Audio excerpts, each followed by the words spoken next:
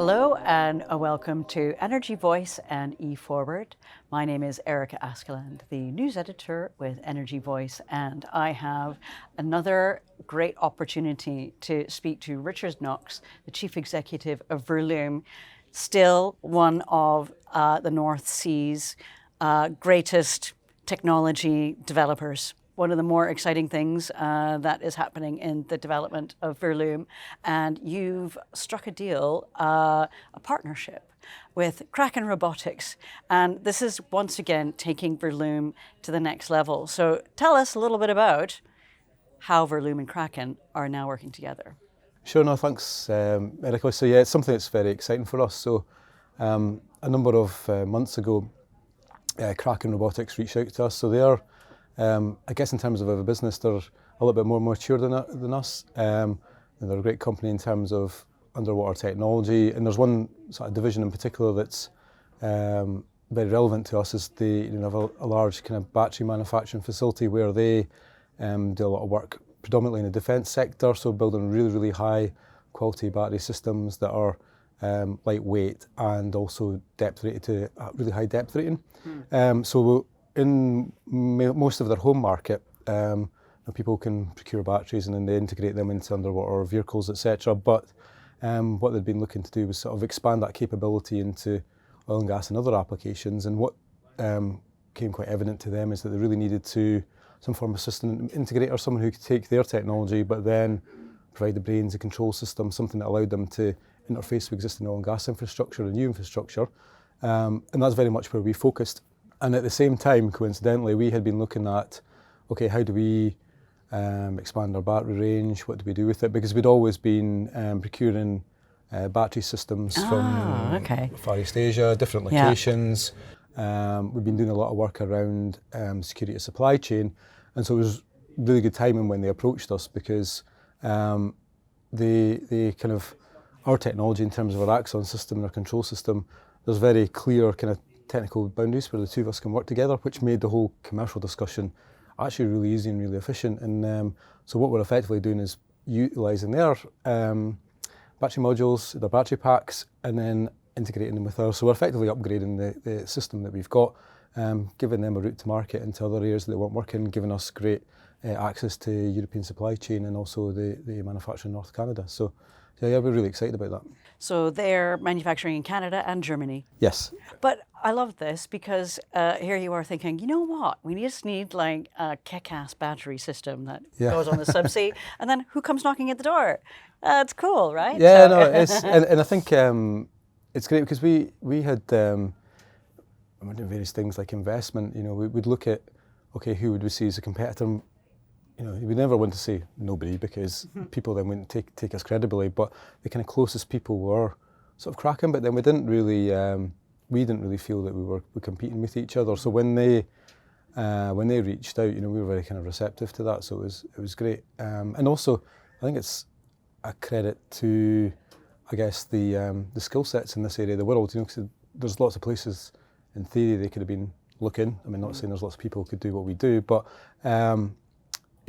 the fact that they've been able to work so well, worked with our engineering teams, the quality of the work that our guys do here, how they've transferred their skills across, so they not only just understand oil and gas, but they understand battery management systems and real in depth. It's a kind of credit to the kind of quality of people you get in this area, I think, as well. Yeah.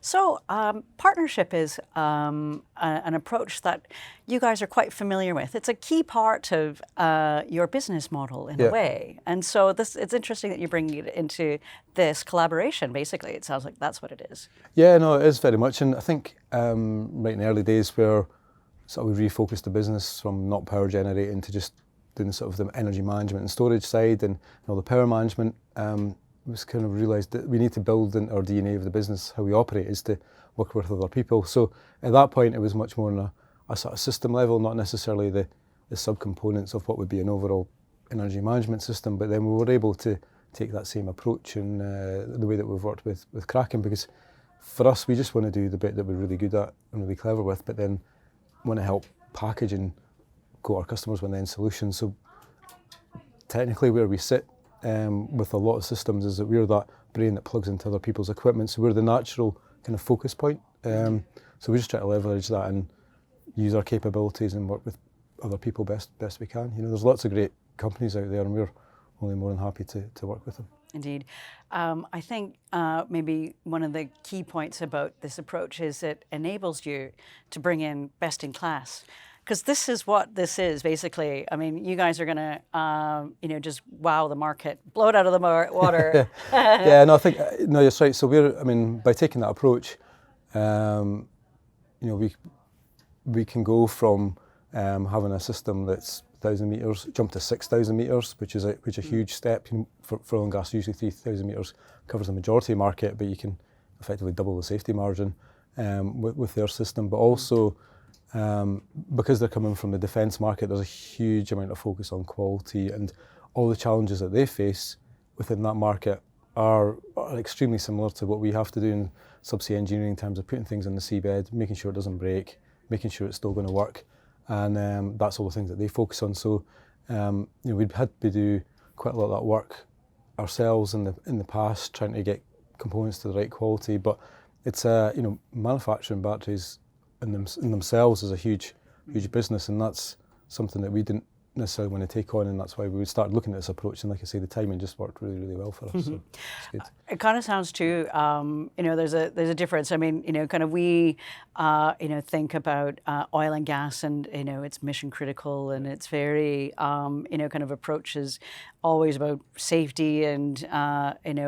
but military defense sounds, even more serious, which is like an interesting. Yeah, no, it's different levels, but when it comes really critical, it's not like a car can break down and they come along. Not that quality cars are actually very high, but it's the risk. It's either the risk can be financial cost. If anything happens with any of our equipment, then it's hundreds of thousands of pounds per day just to get vessels and people out there to fix it. So there can't be a failure.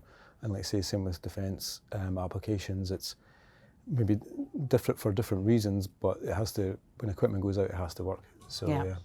No, good. So you're basically providing the brains of the system. So what is next steps then for this project that you're partnering with? Yeah, so you've got a shipment coming in. Yeah. So we've got our first shipment of kind of prototypes coming in to do some integration testing. We're doing some upgrades in terms of our interface, how we speak to because I say we've got the brains, but they also have their own management system as well within there. So I don't want to downgrade the quality and the importance of their system, because it's very, very high, and it's got its own management system. So I don't want to get too techy, but energy storage systems have different levels of management within it. So there's quite a bit of work that we're doing with our software and our system to interface with that. So we've done it with a number of other companies, things like Toshiba batteries and other ones, but in Samsung. But so we're just going through those steps now. So we'll start kind of sharing updates in terms of where we're getting to with that. But it's getting that message out in the market that there's a much wider offering that the two companies can provide together in terms of a capability. Yeah. So this is predominantly, though, aimed at subsea oil and gas, and you're upending, that market. It's a disruptive kind of technology for the sort of stuff that you tend to see, which maybe, is about time to be replaced. It's old-fashioned. Maybe this is better. I would definitely say so. Definitely say it's better, absolutely. Yeah, and what we're doing is very much trying to keep old infrastructure up and running, trying to do it in a way which means that you don't have to go out with a vessel for long periods of time. You don't have to lay cables, all the carbon intensity of that. As the company started up, was very much around the environment, how we can reduce carbon dioxide emissions, etc. The fortunate position that we're in, and I think a lot of that's where our successes come from, is that the economics are so strong and stand up in their own right anyway. And then the green credentials are just a kind of bit of an icing on the cake. So I think that's where we're getting the real pull through, especially in the likes of North America, where having this deeper water capability is really key for that as well. Mm-hmm, mm-hmm. I mean, you're not a newbie to defense applications. You've been working with the U.S. Navy in Hawaii. I didn't get an invite, unfortunately, down there, but but it's an interesting market to expand into as well. Yeah, so it's almost where the two almost start crossing over, because the amount of infrastructure in terms of power and communications, and there's been quite a lot of things in the press about exposed key assets that provide energy to our infrastructure in Europe especially. Some of the systems that they were looking at was around surveillance and things, so there's a huge uptick in terms of people wanting to know what's going on in the seabed, making sure it's safe, and some of that is oil and gas infrastructure, so that's where there's almost a bit of an overlap in some of the work that we've been doing, and we've done both for oil and gas actually, and the work that we did in Hawaii was for underwater docking stations for autonomous underwater vehicles. So if you've got one of these little robot hoovers in your house where it comes in and plugs in and charges up, we were that little charging station. Well, I'll say little, it's quite big, but we were that charging station, and then you can get all your data and things. So a lot of the work that we're doing with Kraken as well is looking at we can help enhance their capability, because in terms of some of the work that we've done and cross-fertilise that as well. So yeah, it's exciting stuff. Is that the underwater garages? That kind of sound a little bit like, kind of like, it almost sounds like what we're approaching is kind of like a Bond villain style lair on Subsea. Are we there yet? Or maybe not quite. Or you can't tell us because it's a top secret application. Yeah, I've got a white cat at home. Indeed. No white cats, and we're harmed in the making of this video. No, but it is very much like that. It's it is. It's kind of making reality some of the things that were in science fiction not that long ago. Yeah, no, really good. To reflect on kind of where you started and kind of where Verlume is now. I mean, it's incredible. Kind of how you've developed technology and approach to and sectors. It's an incredible journey.